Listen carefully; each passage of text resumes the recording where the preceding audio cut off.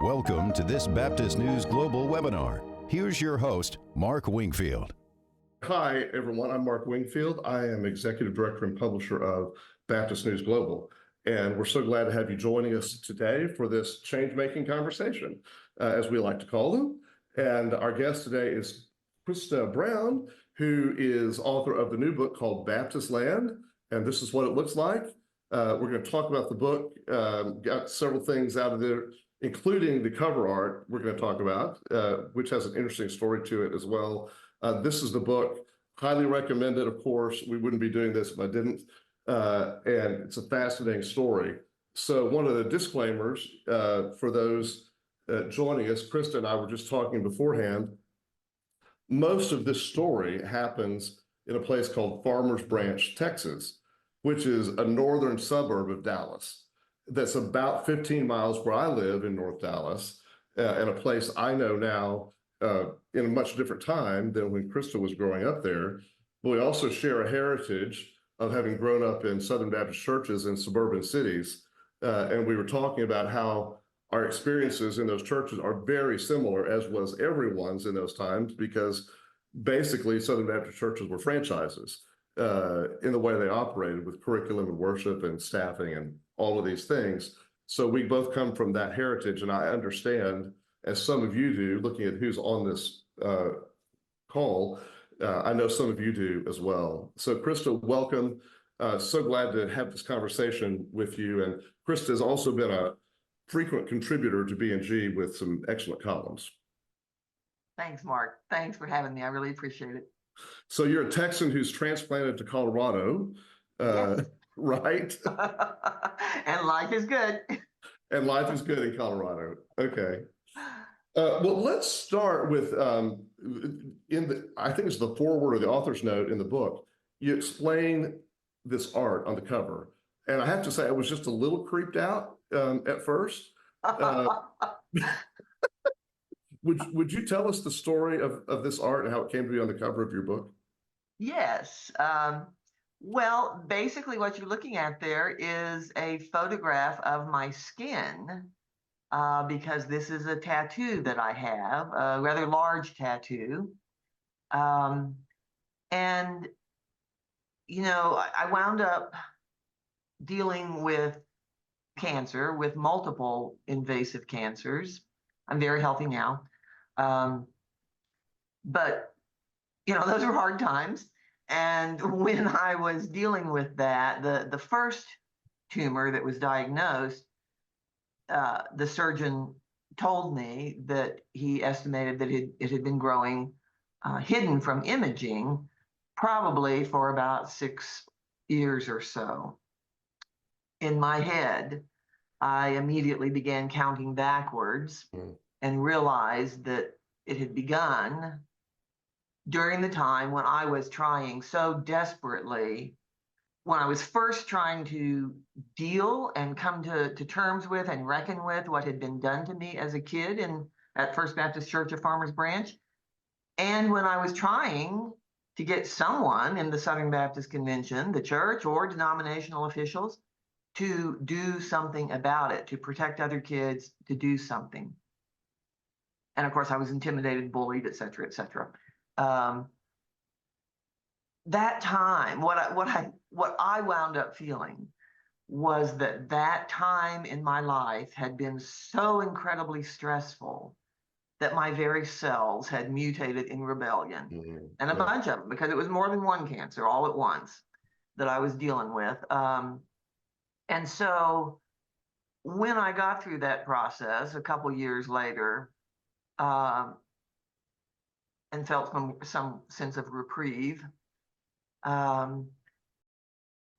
did get this tree of life to celebrate, but I view it as not only a celebration of getting through this ordeal with cancer, but it was representative of more than that. It was also representative of surviving everything else that had been done to me in Baptistland, done to my soul, done to my body.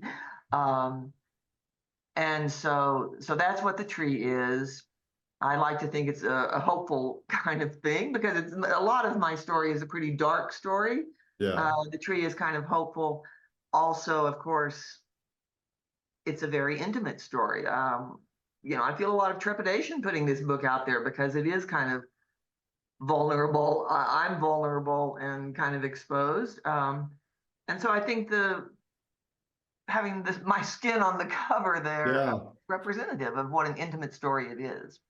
You definitely have skin in this game, as Yes. I say. Yes. Yeah, Exactly. absolutely. Well, I'd like to back up because, so for those who've not yet read the book, this is a memoir, really, of many aspects of your life and four major deaths that you experienced in life. And by the way, I apologize. The yard people just now showed up, of course, right outside my window. Timing is everything. So the book really is a story of these four big movements of betrayal and death in your life, from childhood through adulthood. And the root of this is a dysfunctional family that would make a great American drama.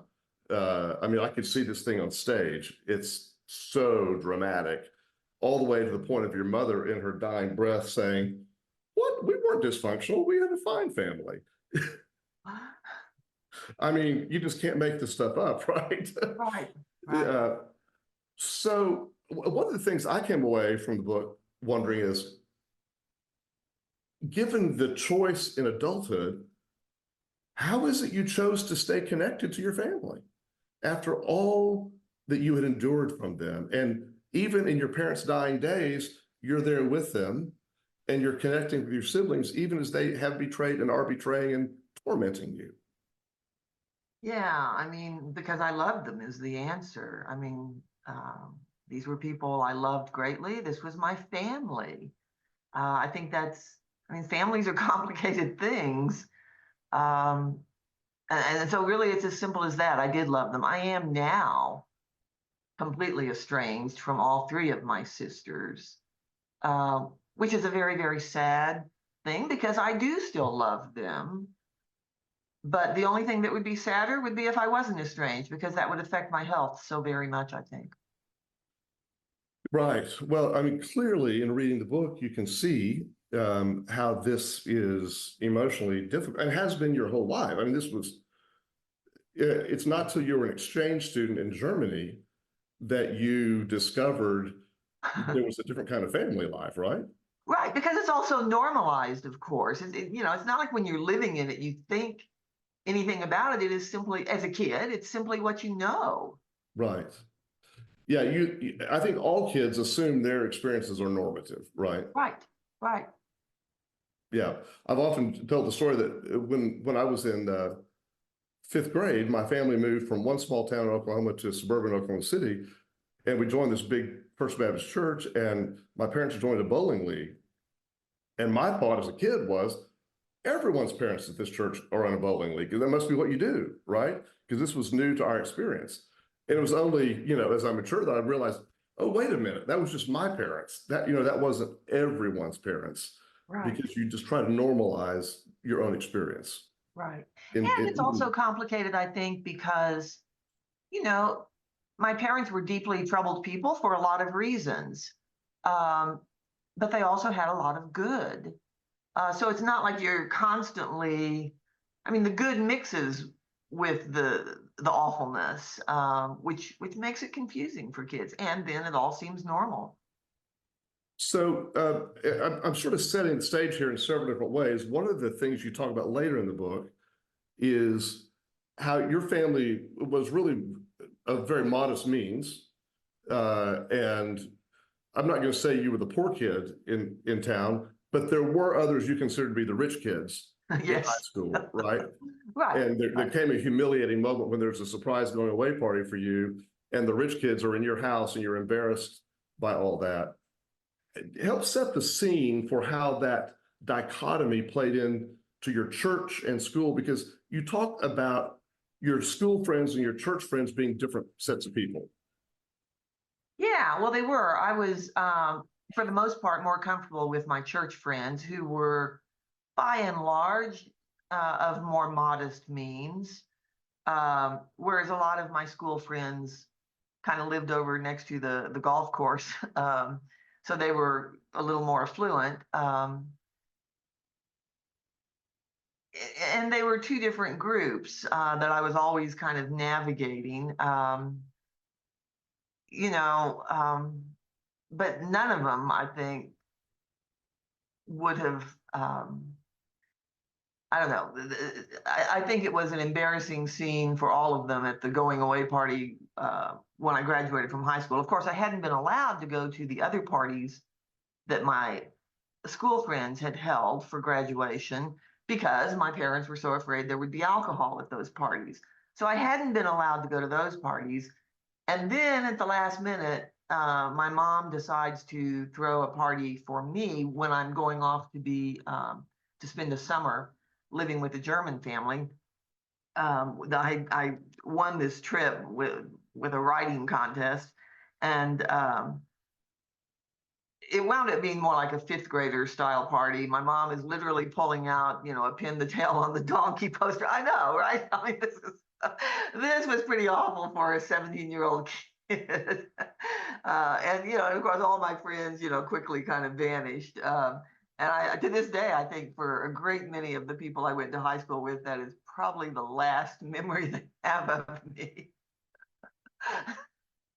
Well, I asked about that in particular because it seems to me from reading the book that your church experience and your school experience, while there were some similarities in things that happened, these were almost two different worlds to you. Yes, right? Because you were able to participate in things in both church and school and be very active, but the most abusive behavior, both verbally and physically, always seemed to happen mainly at church, not at school. Is that a fair assessment? yes, that is a fair assessment. The church was where all of the awfulness was.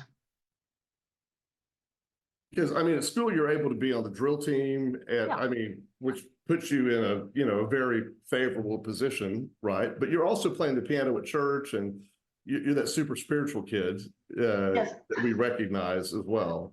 I was a very, very, very good girl, except for being on the school drill team because, you know, you're out there on the football field, you're wearing a short skirt, you're dancing on the football field in front of other people. That was, you know, for a teenager, for me, that was just a huge act of rebellion. But it was important to me. Yeah, the conservatism that you described from First Baptist Church in Farmers Branch at that time, I understand it, but it's still in 2024 a bit shocking because it's almost Bob Jones University level. Right, right. Yeah. And I'm wondering, do you see any connection between that severe restrictive religious culture you lived in, sort of hellfire and damnation preaching, and the ability to hide or deny the abuse that happened to you? You know, what's the relationship between that culture and your own experience with abuse? Oh, absolutely. Because it was a very authoritarian culture with very rigid roles for boys and girls and men and women, a very high control kind of dynamic, both within the church and within my family, which of course was very influenced by the church. Um, and in that kind of environment, I think it is, well, certainly for me, I was just from toddlerhood on indoctrinated in the belief that these were men of God and that it was my role to be submissive and my role to accept what they said, not just because they were men, but because they were carrying the authority of God. And I was a girl who loved God, heart, and soul, and sought only to please God. And with that kind of indoctrination, I really can't. I can't imagine how I could have done anything other than what I did. Mhm. That was the fishbowl that I lived in. That was my whole environment. Um, it was scriptural. Lean not unto thine own understanding. Obey them that have the rule over you, for they watch over your souls, which Mhm. was kind of important if you thought that your soul might otherwise burn forever in hell. Uh, yeah, and so yes, I think all of that um, facilitated. It's as though faith itself was a part of the grooming process for sexual abuse, and certainly facilitated the cover up of it and helped to keep me silent. Oh, and there's the thing, right? So you have a religious culture that has such a bearing in your family. I mean, your mother holds you to the pastor's office for consultations on things like whether you should go to Germany or Correct. I think most people today maybe don't have an understanding of the role the pastor played in that time in a Baptist church as not only the preacher, but as the chief counselor and advisor, like almost like a tribal chief Yes, exactly. in a Yes, sense, right? right. And your family is dependent upon what the pastor says. Yes, exactly. And as you say, even a decision as simple as after I win this writing contest and win this free trip to go spend a summer in Germany living with a German family, which for me as a kid was just like, wow. I was horrified then when my mom said, no, we have to go consult with Brother Hayden. Uh, and fortunately, he did give permission, but yeah, I mean, that's that hung crazy. in the balance. Yeah. But at the same time, the pastor is so pervasive in your life that so you have an abusive father who goes on these fits and has rages, and the whole family is afraid. And there's one of those where you have the audacity to go to the bedroom and call the police because your father has one of your sisters in a chokehold. Uh, and the police, I mean, you got to love small town Texas at that point, right? The police come and what do? They call your pastor. They ask what church you go to. Exactly. Exactly. That was the first thing they did, was to ask what church we went to. And then they promptly called Brother Hayden, and Brother Hayden promptly came out and he sat around the table and prayed with us. And even as a kid, I knew there was just something not quite right about it, because one of the things he said was, first of all, he said, don't rile your father up, as if any of us could do anything to prevent my father's rages. And in fairness to my dad, I would just point out he was a World War II veteran. He had enormous PTSD. We didn't even have the acronym back then. You know, he had a lot of problems. But anyway, so the pastor, he said, don't rile your father up. And he also said, think of what this would mean in the community if people knew that a good Christian family like yours had problems like these. Mm. And as a kid who has just had the audacity to run to the phone and call the police, hardly believing that I'm even doing it, but I was terrified.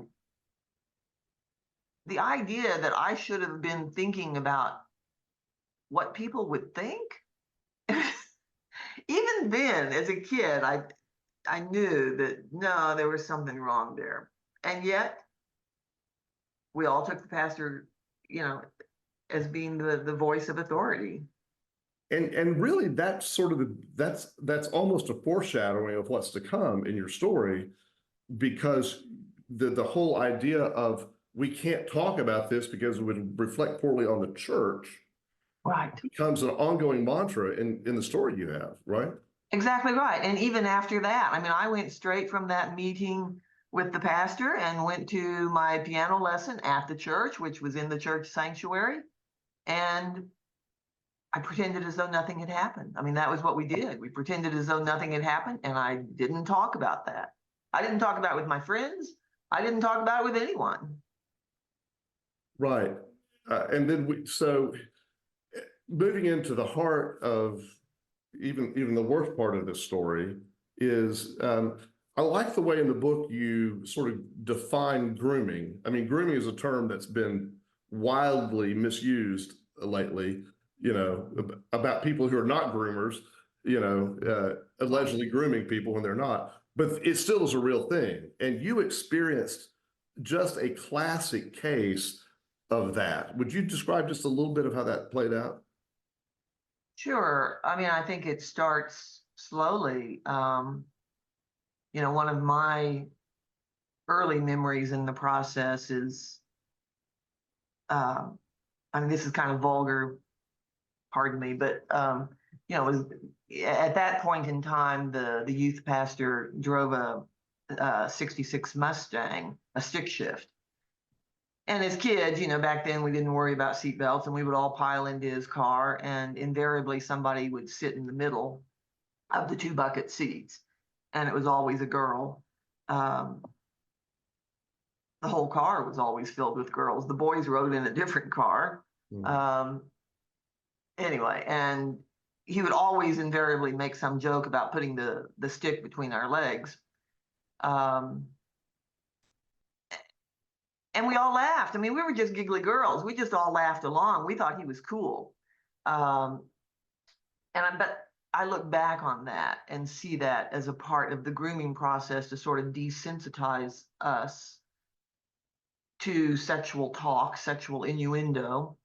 But I also think a lot of the ways that scripture was used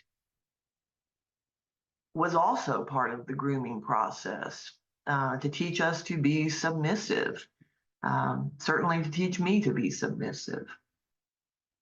I think that's what I would really hope people might realize from my book.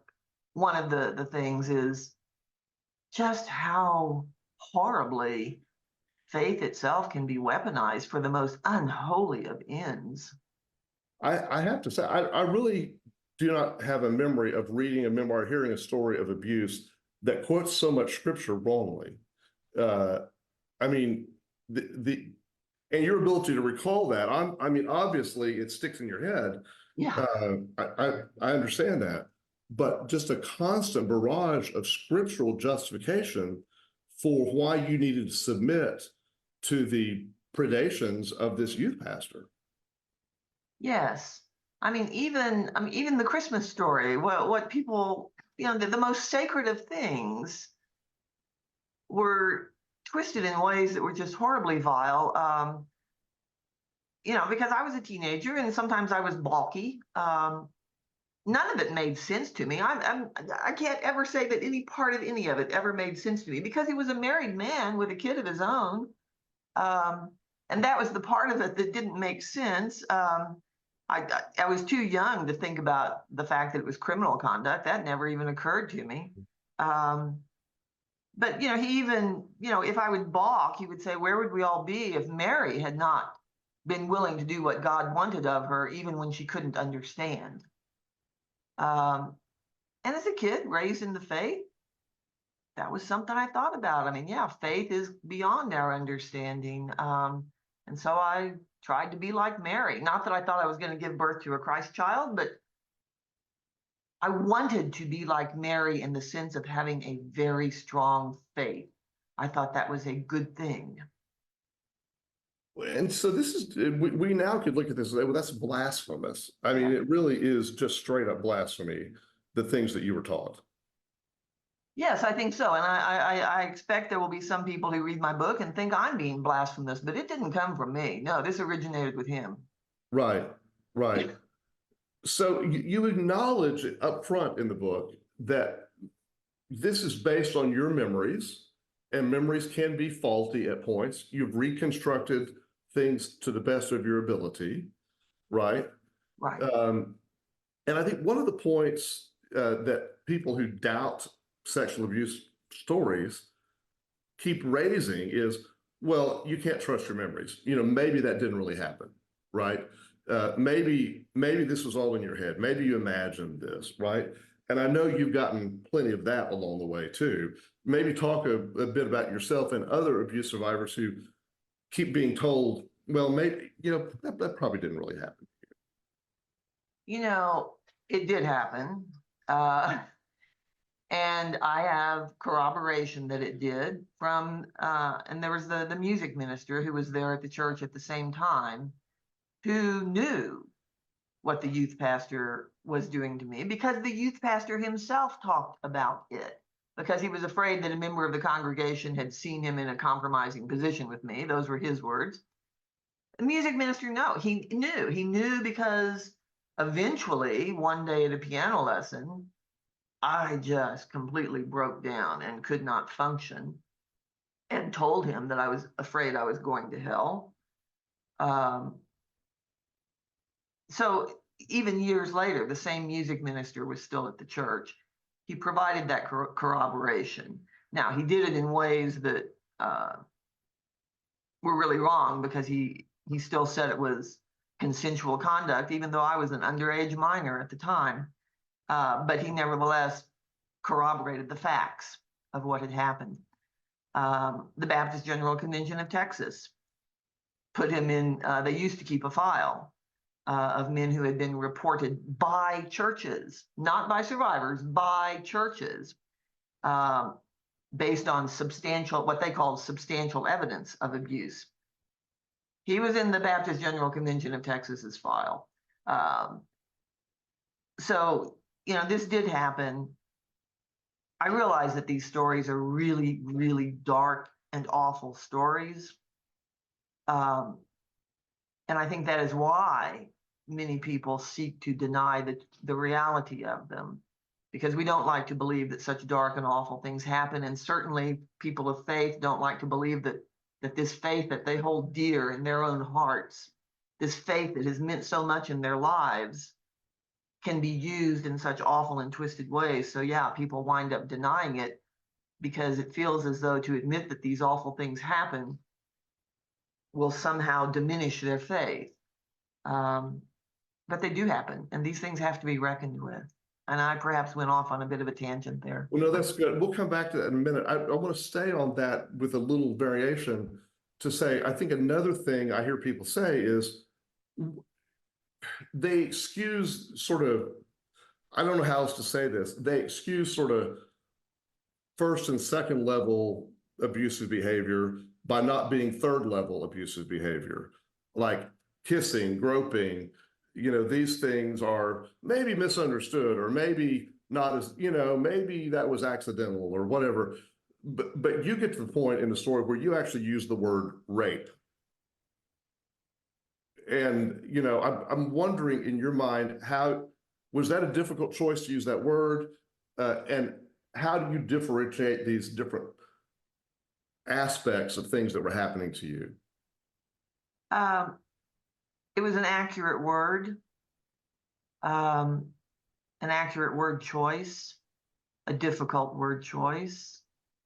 I think most experts recognize that generally, usually, the process of childhood sexual abuse is something that escalates. It begins with grooming steps. It begins with tentative, small steps, seeing if someone will tolerate that or what the reaction will be.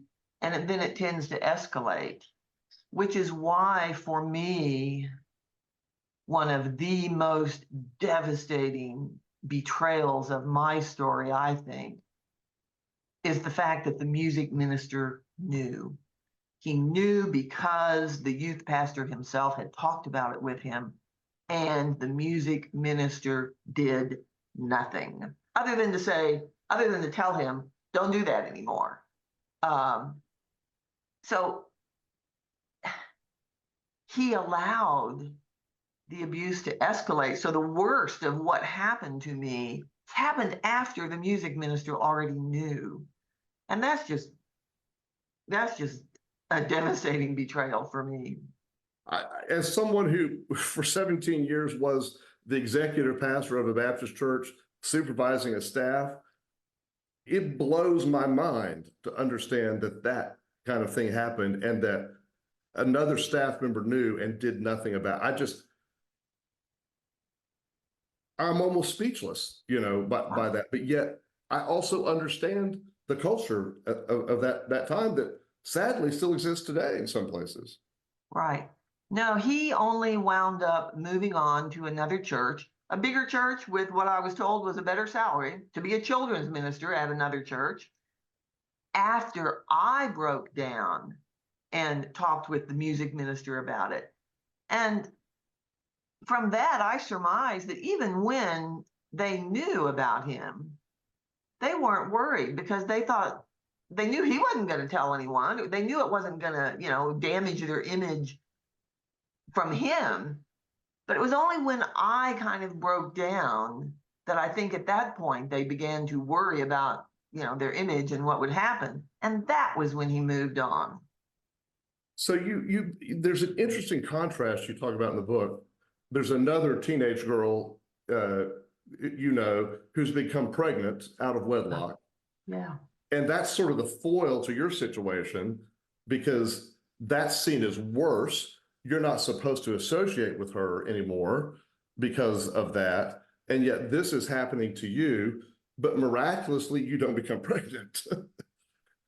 And that might have changed everything too, right? Because part of what I'm wondering is how much is the visible presence of a pregnancy, an undeniable truth, whereas when you're being abused and there's no outward presentation of it, people can say, "Oh, well, that's we don't have to worry about that." Yeah, I think that is what people do is they just assume that the kid must be exaggerating or something, even when others know, and even when he himself has talked about it. The hurdles for kids to try to get someone to help them are just enormous. Because I did try. I mean, I told the music minister. Right. And the senior pastor also knew. He told me I should rededicate my life to Christ. And you did. Right. And I did. I was a good girl. I did. None of that stuff helped, but yeah, that's what I did. Yeah, and you felt nothing. Right. Exactly. Yeah. So again, a staggering story here of a cover-up, of denial. One thing that we've not talked, do you think you were the only one? I do not. Years later, when I was keeping my blog, Stop Baptist Predators, my blogspot blog, Right. I did hear from someone anonymously who talked about having been abused in Atlanta, because he did wind up going to work at First Baptist Church of Atlanta years later, subsequently. I mean, he went from Texas, multiple churches in Texas, to Georgia, to Florida, and now he's back in Texas. And I did hear from someone, and I tried to communicate more, but didn't get anywhere. But she was definitely telling a story that would have happened in Atlanta. And in fact, it was reported on by Associated Baptist Press. There was a story of a woman who was a secretary at one of his churches in Florida. And she actually reported him for sexual harassment. And thankfully, you all reported that. Right. I mean, this was years ago, probably 2007 or 8. But so there was that story as well. And I believe there were surely more. So based on, I mean, you've done so much work with the survivor community, and my observation is that most abusers don't just abuse once. Right. That this is where there's smoke, there's a whole lot of fire. Right. But I believe that most survivors, I mean, I think it's easy in Baptistland here to see some of us survivors who are active and vocal. And you think this is the problem. This is the extent of the problem. We are the tip of the iceberg. I am absolutely convinced that the vast majority of stories never see any media attention and never get told. Even when the survivors begin to talk to people like me, they still do not you don't wind up seeing them in the media. They don't get reported. It is a much, much bigger problem than most people have any concept of. So, it seems to me, again, from having grown up in church, being in church, working in the church, that it's important that you describe the all-encompassing nature of the church in your life. You say in the book, it was your life. The church was everything to you. And there's so many of us for whom that has been true. And that very description of the all-encompassing nature of the church, plus the kinds of places you end up going and getting rides when you're a teenager and going to camps and trips and being in dark buildings and, all these things. It's just a perfect setup for a predator to come in and see as a prime opportunity, right? Absolutely. It seems like a right field. Yes, access and trust. Pastors and churches have both of those: access to kids and enormous trust within the community and within the church. And yeah, for me, I think people would like to believe that this happens somehow to kids who, I don't know, to kids who are lax morals or something. But Right. nothing could be further from the truth. Because the truth is, what made me the most vulnerable to this type of predator was my own faith. Faith is what made me vulnerable, because that is what was twisted and used against me. It was the very fact that I loved God so much that made me vulnerable to his abuse. And that's what makes this crime so terrible, I think. Because the kid is left with the sense that God has willed this and wanted this. Yeah. And in some cases, as with me, is actually told that. Well, and your own sister called you a slut. Yes, right. Once again, I tried to tell a few people. I did. And that's true of most kids. They try in their own ways to tell and usually get shut down, as I did, yes. So in your experience, and not only your own experience, but your experience with others you've dealt with, this desire to shut down this conversation, to ignore it, to sort of, put a rose-colored shade over it, like Blanche Dubois,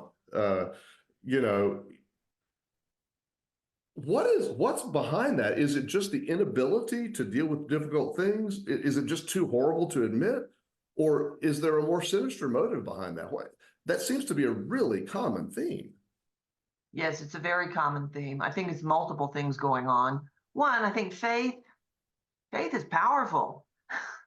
Faith is very tied in with our identities of who we are.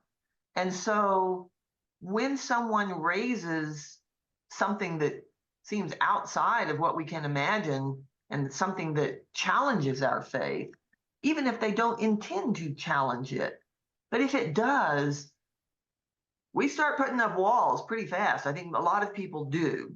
So there's that, because faith is so powerful, because it does go to our identities. But yes, I think there are, I don't know if sinister is quite the right word. There are certainly more baser motives as well. And I do think that a lot of churches realize that if news of this gets out, that it will affect their image. And if it affects their image, it may affect their ability to bring in dollars, which may affect their ability to pay the mortgage on the church building. I don't know. Right. Yeah, and all of that goes into the process of what they're thinking, of just trying to shut it all down. And so what they wind up doing, as you know, over and over and over, is working at keeping the institution safe as opposed to keeping the people safe. Mm-hmm. Yeah. Oh, institutional protection is a strong, yes. Well, so excuse me, to pick up the story, just to move the narrative forward a bit, you go to University of North Texas, you end up going to law school, you get married, you have your own family, you're living in Austin along the way. What is the spark that caused you to re-engage and become an advocate on this issue? Oh, well, when my own daughter reached the same age or was approaching the same age that I had been at the time of the abuse, oh man, I saw everything through new eyes. I saw it all through the eyes of a mother, and I could not bear that. And I knew, I mean, the one solid truth I could hold to, what I knew beyond any shadow of a doubt, was that if anyone had done to my daughter what was done to me, that I would not blame my daughter, and that I would be absolutely furious. And that, from that small kernel of truth, a truth that I knew in my very gut, that sort of mother bear kind of truth, grew everything else.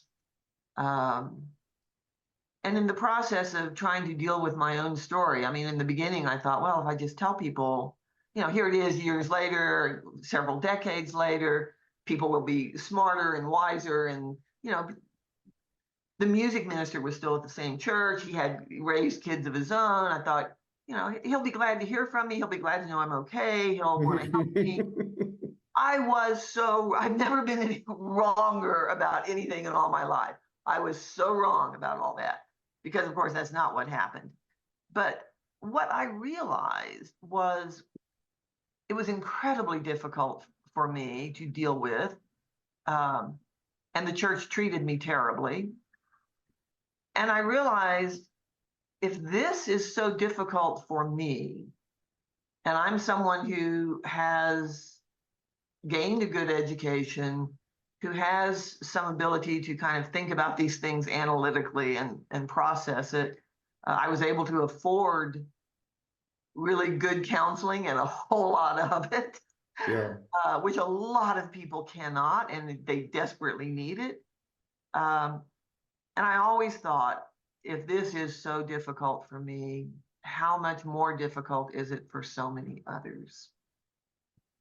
And then, of course, when I wound up writing an op-ed piece for the Dallas Morning News, talking about this secret file that they had at the Baptist General Convention of Texas and how they needed to expose pastors who did these things, oh my gosh, my inbox was flooded. And that was when I really began to realize just what a very big problem it was. And I think that is in large measure what has motivated me ever since, is this realization of just how many other stories are out there. I mean, my book is my story. It's just one story, but it shows a lot of patterns, and it's representative of a heck of a lot more. Well, it seems to me that's a certain value, and it's something that you seem to have said helped you to realize at some point this is not a unique experience to you, that your story matches up with other people's stories. There are some patterns here, right? Is that comforting in a twisted sort of way? I think it is comforting in a twisted sort of way. I mean, it's horrifying too, to realize how many, and I was horrified and still am. But it also helps me understand. I mean, as a kid, I took on all the blame onto my own shoulders. And to see it with new eyes, and to see how vulnerable I was as a kid, and to see these patterns that just repeat and repeat and repeat in so many other people's lives. Yeah, in that sense, it is comforting to realize it was never me. And I think that's what helps by bringing these stories into the open, is helps others to realize that they are not at fault. And to realize it in a way, I mean, it's one thing to say that and hear those words, but it's another thing to begin to really realize that in a way that you incorporate into your your very cells, and truly get. So as you became an advocate for others, and then you focused a lot on the Southern Baptist Convention, which was at that point an unreported problem. I think somewhere in the book you say everyone said this was a Catholic problem, right? But it turns out it was not just a Catholic problem. Right. That's one iteration of the big issue. And as you begin to work on calling attention to this, ultimately leading to this Houston Chronicle series, that, you know, the Abuse of Faith series, that sort of cracked the whole thing open for people to see. The venom you experience reminds me of my daily email inbox. Some days, you know, I love the spawn of Satan, because I've been called that too. It's one of my favorites also, spawn of Satan. Yes. Yeah. Right. No, I mean, you're overwhelmed with people just who think you are the evil one. that's exactly right.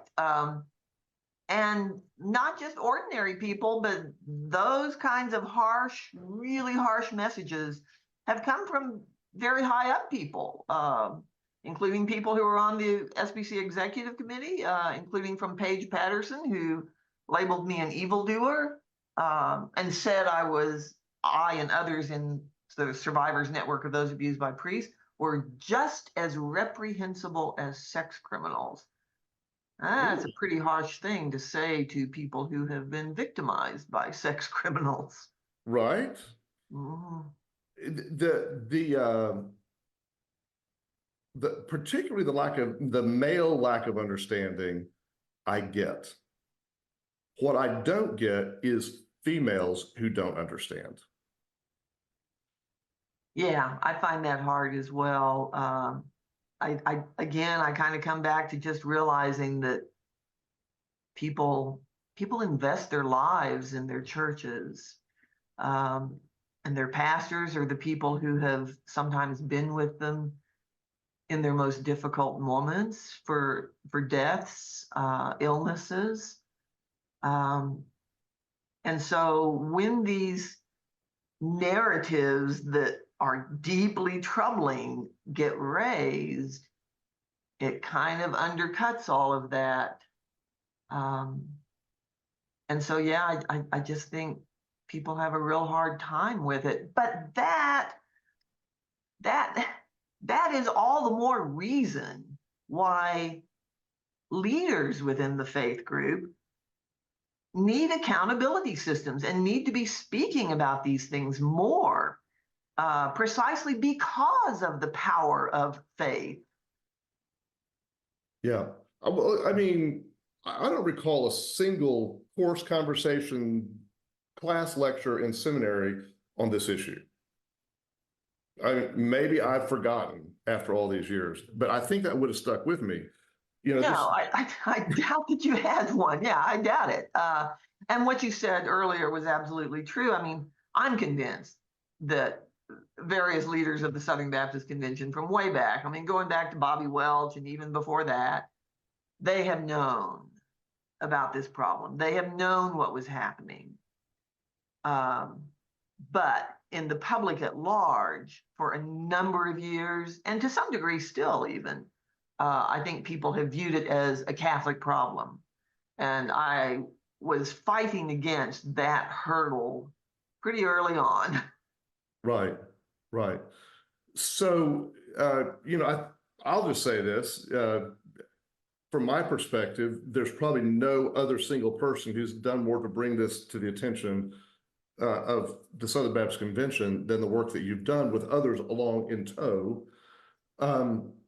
One of the challenges as a journalist I see in this is that sometimes people who've been severely abused as children turn out to have maybe some emotional problems as adults that people use to discredit their story.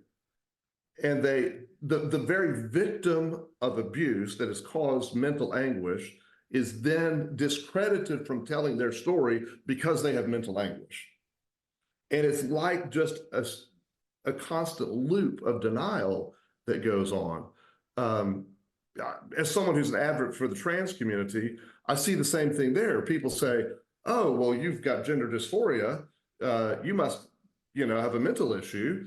Therefore, we can't believe you when you say you have gender dysphoria. And it just, it's these things that are not normative that cause, some sort of mental anguish. And it was like John MacArthur, I just have a story this morning, last week, said mental illness is not real. I saw that. Oh my gosh, so damaging, so reckless. But that's the world we live in, where you have pastors that millions of people listen to saying, well, that's we got to discount that because, right? And how do we deal with survivors who maybe are so traumatized they have trouble telling their story, I think that is a difficult issue because it is certainly true. The very nature of the damage. I mean, this is a relational damage that's been done. It is a moral injury. It is a deeply traumatic injury, particularly for those of us abused as children, I think, and for those whose abuse was prolonged and long-lasting and repetitive. These are wounds that do not heal. We learn to live with it. We get better. We can have a good life. But it stays with us. It alters, well, I think it alters our very cells, the expression of our DNA. Right. And certainly people who have been deeply damaged and betrayed and traumatized by people they trust are people who often have enormous difficulty in interpersonal relations. And that is true. But that is no fault of theirs. That is no fault of theirs. And I think that is part of why I persist in speaking out, is because I feel like I can. I have had just enormous amounts of counseling and therapy, for which I am enormously grateful. Yeah. I've been very, very fortunate. And it is that sense that I've been so fortunate, I think, that makes me feel like I need to speak for others who have a great deal more difficulty often in speaking. Well, that's beautifully said. I want to ask, how did you come up with the title for the book? What motive? I mean, when you read the book, it's very descriptive, and I understand because I grew up in Baptistland too, just with a different story. How did you come up with this brilliant title? Well, I used to have a blog for years and years, going back as far back as 2006, which was Stop Baptist Predators. And I don't know, sometime starting around, I think, in 2008 or 2009, I started using that word, coined that word, Baptistland. So I had used it on my blog for years. And I think, someone can be in Baptistland, as you know, without ever setting foot in a Baptist church. Because the influence, the cultural influence Yes. in a lot of these communities is so pervasive and so profound that it goes way beyond just the confines of the church itself. And I think that's part of what I was trying to acknowledge with that title. So pervasive that the police officer calls your pastor to come over. Yes. Yes. Right. Yeah, that's North Texas, 1960s. Right. And the truth is, things may have changed some, but I was thinking about a survivor I know who's a city manager in a small town, well, small to mid-sized kind of town in Missouri. And he has wanted to be more forthcoming about the pastor's abuse of him as a kid, but as a city manager in a town that is very dominated by Baptists, he feels that he cannot. And what he said was, Christa, they run the whole town. I'll get run out of here. I'll lose my job. And of course, he has family and kids and all that. And so to some degree, that is still very much how it is in a lot of places. Yeah. I want to pause for just a minute and tell those who are on the webinar with us that if you'd like to put a question in the Q&A, I'm going to start watching those now, and I'd be glad to field a few of those here before we wrap up. But you've just, in the meantime, you just raised a really interesting thing, and this could be a whole nother session perhaps, but what is the difference in response when this clergy sexual abuse is male on male versus male on female? Well, what I've seen is that people tend to express more horror when it's male on male, as though that is somehow more salacious. And of course, that came from, they saw that a lot in the Catholic context when it was often altar boys, because Right. they were the ones who were most accessible. They Right. were the ones that were most involved in the church. But in Baptistland, I mean, we certainly see a great many boys who have been abused, sexually abused in Baptist churches. Anyone who tells you they haven't, no, that's just not true. They have. But what we see is for the sexual abuse of girls and of female congregants, truthfully, to me, it seems as a giant shrug, a giant ho-hum, as though this is just not that big a deal, which I think is just devastating, because it is. Well, and again, that's staggering to comprehend when you're in a culture in Baptistland that otherwise is so sexually conservative and so concerned about sexual purity and all of these things, and yet the abuse somehow gets separated from that as not a violation. I mean, they're concerned about handing out, purity rings and abstinence and all these things, but if it's an abusive situation, well, repent and forgive. He should repent, she should forgive.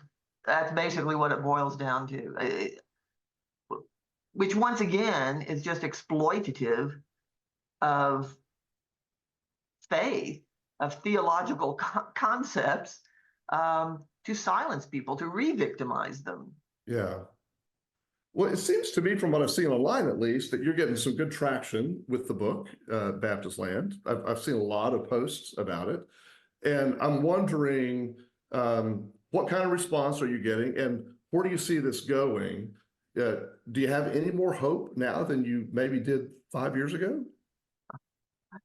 Well, the response has been lovely. And from many survivors I've heard from, some of the early readers of the book have said how much it resonates with them. So I'm grateful for that. As far as hope, thank goodness that my hope does not turn on what the Southern Baptist Convention ever does or does not do. Because and I place no hope there. But I do think hope lies within the stories and the lives of individual people. And I am grateful for people who refuse complicity with this system on multiple fronts. A system that prioritizes purging women pastors over reckoning with the horrors of what their male pastors are doing. Right. So that is where I place hope, is in ordinary individuals, the lives of survivors, to become better and to, as they realize that they were not at fault in what was done to them, and as people see these patterns, and the lives of other people who, even if the Southern Baptist Convention never changes, they refuse to be a part of it. I place hope there. So we've got a comment from one of our folks on the call. No question. I just want to say, I grew up in a Baptist church, and sadly, all this is true. We were taught to be sexually pure, yet sex was woven through the culture of the church in whispers and quiet firings.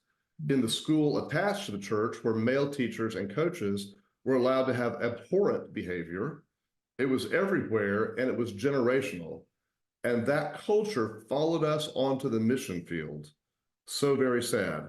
And I'll say, as a journalist who's been covering Baptists my entire life, this person has just hit on the biggest untold story of sexual abuse in the SBC, and that has to do with the mission field.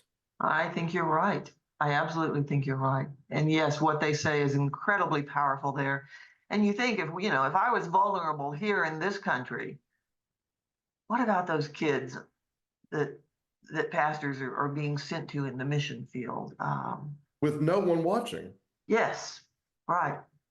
Yeah, we have another comment saying, grew up SBC, wouldn't go back. And this is certainly not a Catholic problem, but a human problem. We have to acknowledge our humanness in and out of the church. Beautiful comment for sure. Absolutely. Well, Christa, this has been just a delightful in a sad sort of way, but yet hopeful conversation, because I do think calling attention to the reality that we face and not denying it, not ignoring it, is hopeful for us. And so I thank you for, one more time, I'll hold up the book. This wonderful, now it's not a quick read, y'all. It's a long story, but it does flow, and it's a page turner in its own sense. So thank you, Christa. It's a delight to be with you. Really appreciate your time. And thanks to everyone who's joined us online today. We will see you next time. Thank you, Mark. Support independent faith-based journalism. Baptist News Global.